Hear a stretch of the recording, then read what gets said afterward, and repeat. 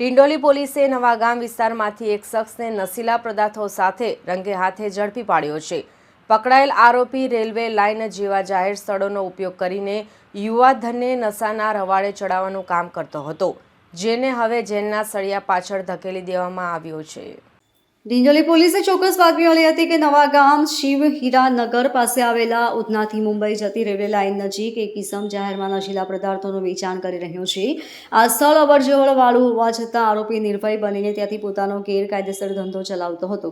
પોલીસની સર્વેલન્સ ટીમે આ વિસ્તારમાં બોજ ગોઠવીને રેલવે ટ્રેક પાસે શંકાસ્પદ હાલતમાં ઉભેલા ઈસમને કોર્ડન કરી દીધો હતો, જેના કારણે તે ભાગી છૂટવામાં નિષ્ફળ રહ્યો હતો। પોલીસે સ્થળ પરથી 30 વર્ષીય દિનેશકુમાર સહદેવ મોરિયાની ધરપકડ કરી છે। તપાસમાં જાણવા મળ્યું છે કે આરોપી પોતે ડિંડોલીના નવાગામ વિસ્તારમાં આવેલા શિવ હીરાનગર એકનો જ રહેવાસી છે। પોતાના જ વિસ્તારમાં રેલવે લાઇન જેવી ખુલ્લી જગ્યાનો ગેરલાભ ઉઠાવી તે નશાના બંધાણીઓને માલ પૂરો પાડતો હતો। પોલીસ હાલ એ દિશામાં તપાસ કરી રહી છે કે આરોપી આ નશીલો પદાર્થ ક્યાંથી લાવતો હતો અને તેની સાથે અન્ય કેટલા લોકો સંકળાયેલા છે।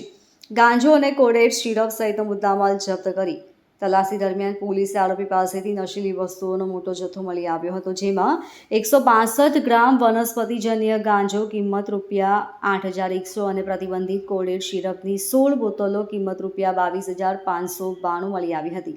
આ ઉપરાંત પોલીસે આરોપી પાસેથી એક મોબાઈલ ફોન, 1700 રોકડા પણ જપ્ત કર્યા છે। આમ કુલ 32,892નો મુદ્દામાલ પોલીસ દ્વારા કબજે લેવામાં આવ્યો છે। Bureau report LK star news, Surat.